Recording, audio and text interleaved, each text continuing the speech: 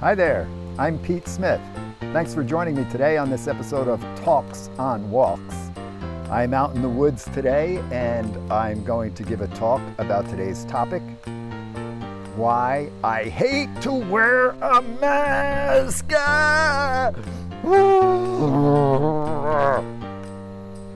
Can anyone identify with this? I'm sure many of you can. Let's get to it.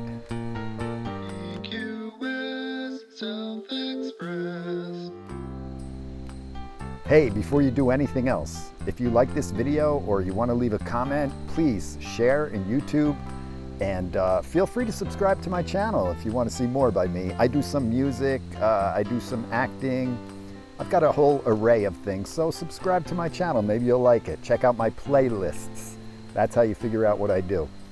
But this is the Talks on Walks series, and today I'm talking about why I hate to wear a mask. It drives me nuts. And many of you probably can identify with that. Now, to start off, I just want to say, masks are good. I mean, there's no doubt that a mask can help stop spread coronavirus, especially in crowded indoor spaces where we're right on top of each other and maybe, doing a lot of touching. If there's some, interaction going on, people are mingling. I believe masks, the science shows that masks do help prevent the spread. Now, having said that, don't forget the CDC or Fauci, somebody early on said masks do not help. So you got to take that into account too, because, science is always changing, right? And so, but I don't know why. I've been having a really hard time accepting the wearing of masks. And I thought, gee, Pete, you're really selfish. I mean, this bothers you, but it's such a small thing. Why? What is it about wearing a mask that bothers you so much? And because it really does, it bothers me. And I started thinking, well, maybe it's not just like an ego problem. Maybe it's not just a selfish problem. Maybe there's something behind why I feel that way. So I started to think about it. And I thought of some reasons why perhaps, there is should be some balance to mask wearing, that it's not just cut and dry, like you got to wear a mask and that's it. It's the best thing, because maybe sometimes it's not the best thing, and I'll tell you why I think maybe it bothers me. And the number one reason, I think, is because wearing masks promotes the idea of sickness. And with coronavirus, we go outside and we're wearing a mask and we see other people in their masks, And what does that do? Right away, it triggers the idea that sickness, watch out, fear, there's coronavirus. Don't forget, there's coronavirus, and we all need to be aware of it. We all need to stay 6 feet apart. We all need to be very, very careful. Now, I don't think it's good for society to base their lives in fear of health issues.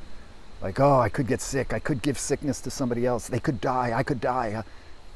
That's not very positive. I feel like there needs to be sort of more forward thinking about society opening back up and feeling good and knowing that we have the capabilities, most of us, of fighting this disease and being healthy. I think it starts with having good physical condition, eating right, sleeping right, taking care of yourself mentally, emotionally. This all leads to good health. And good health can beat a large part of this virus and sickness in general. I think most people would agree that a positive mental attitude, and one that's not out of fear, but out of faith and out of positivity that you are healthy and you're you're strong, that this better promotes health and well-being than an attitude of being afraid and thinking sickness all the time, all around. Sickness is around.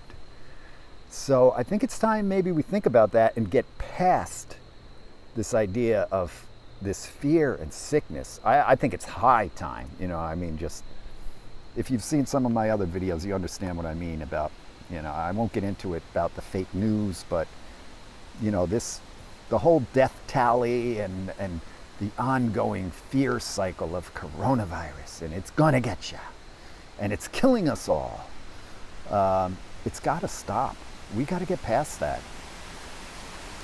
So that's number one. Now, number two is the fact that a mask covers what? The mouth and the nose. And the mouth and the nose are key to breathing. Fresh air. How much of our well-being depends on breathing? So much. Our physical health, our heart rate, our mental health, our brain function, our emotional well-being. You take a few deep breaths and you feel centered again. You feel like calm. And wearing a mask like this, or any other type of mask, it may not directly affect breathing, but in a way it does, because it's covering your nose and your mouth. And you have to be breathing in more CO2 just by that fact. Maybe not a lot. Is it CO2? Yeah, I think it's CO2. Carbon dioxide, what we expel in our breath. To be breathing that back in really can't be good for you. But besides that, because I'm not a scientist, let me say that right now, that I am not a scientist, I am not a doctor, I am just a guy, Pete Smith, actor, singer, retired firefighter. But what I say is just my opinion, and it shouldn't be you should, use your own best judgment when wearing a mask or not wearing a mask. And I am not, any official representative of any of this stuff. It's just my opinion. So where was I? Yes, so psychologically, that can also affect your breathing. Just knowing that there's this covering on your face, to me, it's just like, here I am out in the woods, and that's why I come out here, really. I just love the fresh air and being out in nature, and you should too, by the way. This is one of the best remedies for staying healthy, is be out in nature. Get out there, get in touch with the trees and the plants and the rocks and the sky and the air and the animals, all the little animals and the big animals and the chipmunks and the bugs and all the little things in the forest, and just get outside and enjoy this fresh air and enjoy being free. And this kind of prohibits that. This kind of, gets in the way of that. And again, I'm not saying it's not necessary in some situations, but I just want to look at the other side of wearing a mask and why maybe you can have this feeling like, I don't like it. The third reason why I hate. I should take my friend Jason's advice. A guy I used to play with in a band, Jason. Hey, shout out to Jason, drummer. He once told me, I said something about hating something, and he said, no, I try not to use the word hate. It's a very strong word. He said, I try and say that I disagree or I strongly disagree with something, but I try not to hate anything. And I thought, wow, that's a great way to look at it. So although I may use hate in the title of this, a little clickbait never hurts. This is more about possibly saying I strongly disagree or I disagree. Okay, I don't hate it, but I do hate it. Anyway, the third reason is communication. The mask gets in the way of communication. And what more do we have? Our word is our bond. We are our word. What else do we have but our word? And communication with others, And this includes speaking. And when you have a mask on, it's very hard to speak. You know, I don't know if you've been out to any restaurants or anything, but it's kind of like, Yes, I'd like the chicken parmesan, and can I have a small seltzer with no ice? and they're like, what did you say? And you're like, you know, I mean, it's just, you can't really speak that well with this. And you can't listen that well. The person that you're talking to cannot hear you very well. So you find communication to be very short and abrupt and loud, because people think, well, if I say it loud, and sometimes you do have to say it loud because the mask is cutting off the sound. So it's detrimental to communication. And, you know, that's very important in today's world, to have communication. And forget about having like an intimate conversation in a mask. It's just nearly impossible. So we're cut down to what we say, to these short bursts of loud, sort of aggressive speech, you know, to communicate. And it's just not good. And on top of that, there's this psychological thing that the mask says, which is like, I hate to say it, but it basically says shut up. It just says shut up. The mask, to me, I get the feeling like people are just walking around either thinking shut up or saying shut up. And you know, like in today's, what they call the cancel culture, that's very dangerous, because you don't want people to shut up at this point. You want people to communicate, you know? And we really need to communicate with our speech, our mouth, and our face here, you know? Because otherwise people are resorting to communicating with violence and action that's just like abhorrent behavior, you know? And we don't want that. We want speech. We want a back and forth communication so we can figure some of this stuff out. So the mask, to me, kind of, I mean, I know that's a little bit political, but it kind of says like, just shut up. We don't want to hear what you have to say. And, you know, maybe that's a little bit on me, a little bit personal, sort of taking that a little bit personal. But I think there is that communication in wearing a mask, especially when the mask is so, it has become political. I mean, there's no doubt about it, right? Let's face it. For me, it's like less government control, you know, sort of like a pushback on the government control, the freedom thing, you know, that's the way I look at it. That's why I think for me, the mask bothers me in that sense, you know. But actually that leads me to my next point, which is number 4, which the mask can sort of be a sign when promoted in a certain way, that it's government overreach. It can be government overreach because it can start with something simple like, please wear a mask, which I accept. I totally accept that, but it kind of turns into a government control issue, because I am totally not for like mandatory mask wearing, which it could very easily lead to, may have been led to in some places. Because what comes next, guys? Really? I mean, if the government decides, you know what, it's just coronavirus is not going well, we're going to ask everyone to just stay inside and, you know, not go out. I mean, are you okay with that? Because I'm not. I'm definitely not okay with that. I think we need our freedom, and we need to be able to make decisions on our own. And, you know, each step that the government, it almost feels like when this happened, our governor, Murphy, New Jersey, decided to close all the parks. And I'm like, out here in the woods, he closed it all. And I'm like, this is government overreach. This is like, see, because they got a little taste of power, and they kind of just like really got to like that. And so I think there needs to be a pushback against some of this stuff. So I would rather see mask wearing as voluntary. And I think people are wise enough to know, like, hey, if I'm in a situation where it's a crowd and it's mingling and it's indoors, especially, that's very dangerous, you know, could be very dangerous for transmission, put the mask on, you know. And if I'm outside and I'm away from people, I'm not near them, then I don't need one, and I'm not going to be forced to wear one, you know. And I think that's okay to let people decide that. I mean, I saw this video of this poor woman that was watching her son's football game, high school football game. She was out in the stands, and I think she was with her family, like people that she lived with, so it wasn't like problem of social distancing. They're outdoors. And they told her to put her mask on. She refused.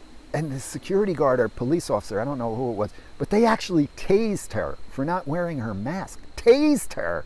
And then I think cuffed her and took her away, handcuffed her. But I mean, that's just too much, man. That's just going too far, okay? I want a government that does protect us when needed with the military, but I like the government to more or less stay out of our personal business. Now, is there more they could be doing? One of the things I think they can do is offer free N95 masks to anyone that's elderly, like over, say, I don't know, a certain age, say, who's in the high risk category, right? 65 or 70, 80, I don't know, but a certain age, free N95 masks. If you're in a senior citizen building or a nursing home, absolutely.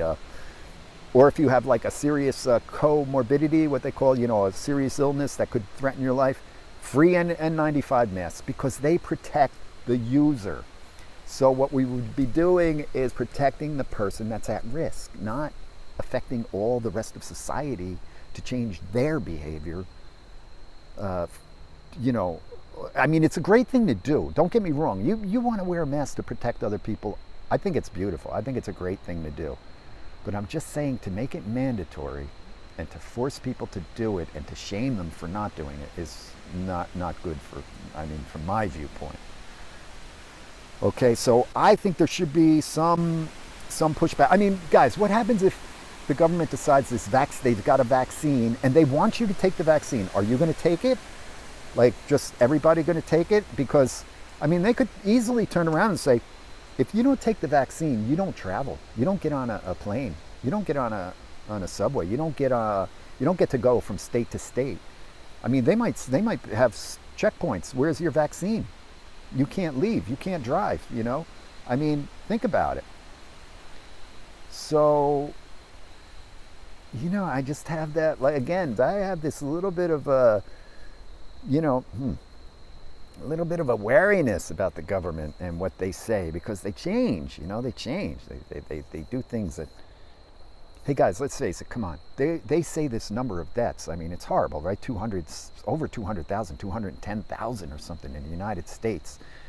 But I've been trying to figure out, like, how many average deaths in that vulnerable age category where most of the people die from coronavirus, how many average deaths are there per year anyway? And are they figuring those in? Because those should be, if you want a better number of how many deaths are from coronavirus, not with coronavirus, from, you really have to kind of subtract those average deaths of the elderly people with comorbidities. Because what happened? People stopped dying of heart disease. They stopped dying of diabetes and Alzheimer's and cancers. No. So, this number, is it people that have died with coronavirus or from coronavirus? You see what I'm getting at? So, everybody's kind of got an angle on this thing for their purpose. And so I just think there needs to be some pushback. And it starts here. Okay? Be a good person. Think about your neighbor, your family members, elderly family members, and them. And you want to protect people, yes, but let's not have this overreach and this overreaction about masks and social distancing to the point where it's just, I don't know, it's just nonsense. Now, number 5, something that you probably may have thought about if you do go out and eat in a restaurant, is a lot of people, I see them in supermarkets and restaurants and things, and God bless our workers, our healthcare workers, and I want to also say God bless to the people that work in the supermarkets and the stores that we go to all the time. The big box stores and the grocery stores and things like that. Because, okay, but my point with number 5 is that, guys, sometimes don't you think masks can be transmitters of the disease? Because I see a lot of people walking around like this, right? And what happens? They got snot coming out of their nose, right? And this is all getting all wet right here. And then the mask is up against their mouth, and that's getting all wet. And then they're coughing or sneezing, Now this has just become like this huge transmitter because people fuss with it. And they put it on and they take it off and they fix it and they adjust it. And then, you know, it doesn't take much, you know. And would it be better if they just, you know, don't make people wear that mask. Just let them be themselves, be clean, keep their hands clean, don't sneeze on the food. If you're going to sneeze, do the, you know, do the sleeve and not in your hands, and always wash your hands and be very conscious of what you touch and when you touch it and surfaces. That would be better sometimes than this, you know, touching all this dirty thing, and who knows how many times people wash this mask or, you know, disinfect it. Or so this could become a transmitter and give you like a false sense, first of all, a false sense of security, and then also a false sense that you're helping other people when maybe you're not. Maybe you're touching this thing left and right and then touching other surfaces. So we want to be aware of that, guys. That's number 5. That masks can be harmful in that way. I think it could transmit. They could be dirty. And lastly, the point I want to make, I'm going to call it number 6, is that masks don't allow us to see this. Smile, right? We don't have that smile. You go out, you tell a joke, and tell somebody a joke, and they're like, ha ha. You know, like you don't know if they're laughing, they're smiling, they're happy, they're sad. And we're missing all of this communication now. You know, all of this expression, like this humanity. It's a humanity that we're missing when we have a mask on. It's a smile. It's a sadness in the face. It's, you know, I'm having a rough day, or, you know, I feel good, I feel strong, you know. It's all this, a little different from the earlier one, communication, which is more about speaking, and there's some facial, but really there's this expressions of humanity with each other that we're missing, you know. And I find that very disappointing. I'm very disappointed in that. I miss that when a lot of times places I go, or, you know, things that I do and people I see, and I miss just seeing their face, seeing faces, even people I don't know. It just really disturbs me. Oh no. So these are some of the reasons I had to sort of look at and determine why is it disturbing you? And I think there is this thing about humanity and just other people and just getting to see them. And it's not the same just seeing their eyes. It's just not. You know, I don't want us to become like some sort of clone people, some zombie people, you know, like the Matrix, or lying in that coffin-like thing, you know, just like, you know, we're people, we're human, and we can beat this thing together. And we can stay strong. You don't have to be afraid of getting coronavirus. Unless you have comorbidities, you probably won't die. And if you do have comorbidities, well, there are lots of good drugs and things now that is therapeutics that can help. So let's not continually push this coronavirus. The sooner we can forge ahead and look ahead in a positive manner and stop focusing on this thing, I think the sooner we resolve it. And so I just want to say those are my 6 things that I came up with. And I don't know, maybe you feel the same way. Like, you know, I wear the mask. Believe me, I wear it. I mean, you know, I want to be a good person, and I want to help people, and I'm worried about other people and concerned. And I mean, there's places where, like a subway or a plane, or, you know, especially like a subway, I would say definitely wear one. I mean, you know, people are like touching the poles, and everyone's touching that stainless steel pole. I mean, you know, it doesn't take much. One cough into your hand and then touching that pole. So I would say, yeah, like subways, planes, and I think there's certain places where it's a must. But again, I would not say that I want mandatory government control of that. I want people to be able to do that on their own because it feels right and it feels good. And when you see other people doing it, it's easier for you to do it. It just makes it so much nicer than having a law and somebody official saying you better do it. and taking you to jail or tasing you if you don't. There's a couple other things I sort of, okay, I will get into it. Number 7, you know, there's been a lot of uprisings, right? Like people rioting and protesting, a lot of protests. And there's two things about that really bother me that have to do with the mask. The first thing I'm going to say is that people are I think people felt this lockdown situation and this sort of restrictions more than people know.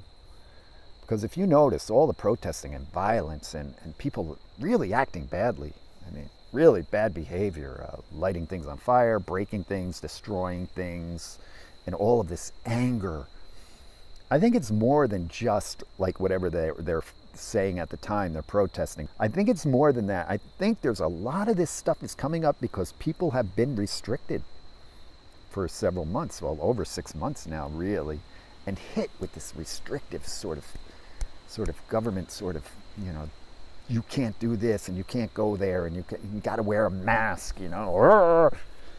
And I think people like it manifests in people's behavior now. I mean, I see it, you know, my favorite place, Costa Rica, now they're protesting over there for different reasons. They say for taxes and things, but still, it's just like people have gone mad. And I think that's something that, you know, hey, it's not always good to keep these lockdowns. Like there can be manifestations of suicide and people with different problems, alcoholism and child abuse and things. And I think there's something really to that with the protests too, that it's not just the protests are about this or that, but they're also sort of a vomit of the restrictions that people have been feeling and the whole coronavirus fear, you know.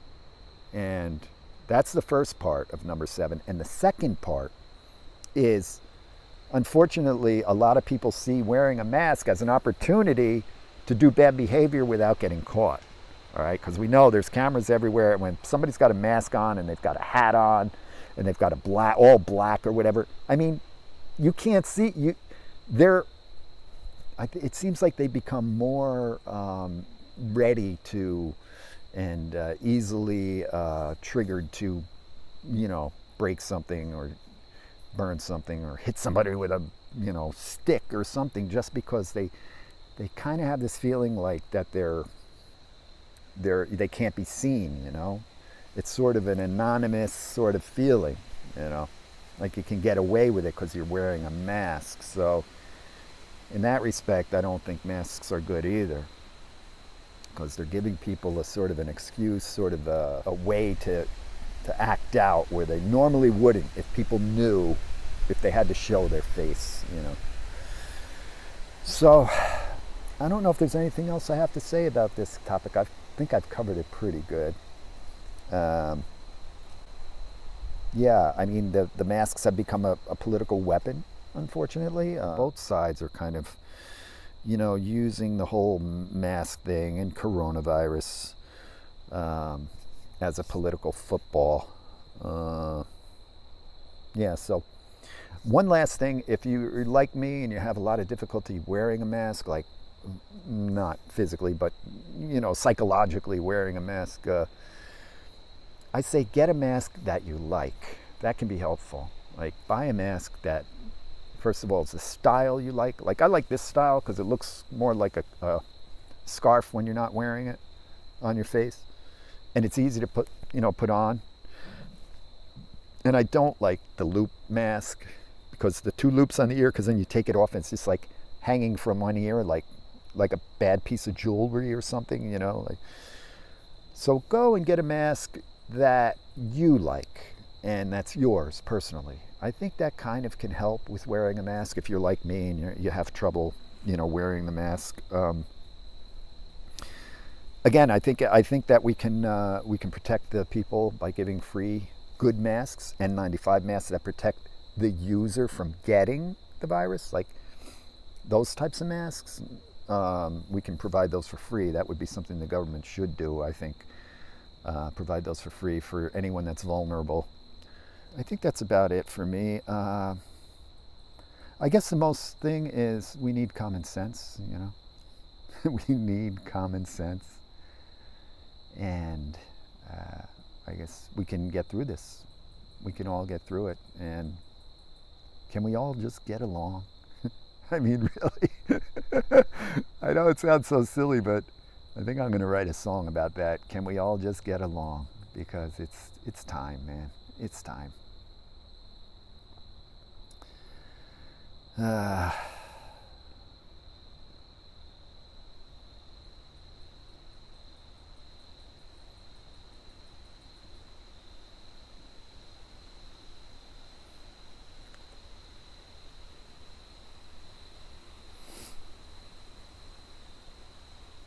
Yeah, so that's about it for me.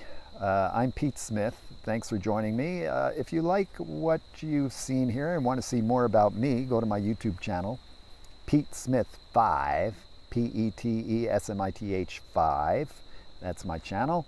And yeah, I've got music on there. I'm a songwriter. I've got some acting projects on there that I've done. I'm a retired firefighter, so I've got some firefighter. I don't have like firefighter videos, but I was a singing firefighter when I was on the job, so you can see some of that. And I've got these talks on walks, and I did a little series, coronavirus, when we first had the first shutdown. I spent a lot of time inside and did this series called Aleksa and Me, where I have this sort of ongoing little communication with my Aleksa, spelt Leksa, Aleksa, Aleksa. And so you can see that. It's very short videos. There's only 5 of them. They're each about 2 minutes long, but it's pretty good. So please subscribe to my channel. Give it a thumbs up or a thumbs down if you don't like it. Please feel free to comment. I appreciate anything that's done in YouTube. It helps the channel. And this is Pete Smith saying so long and be safe.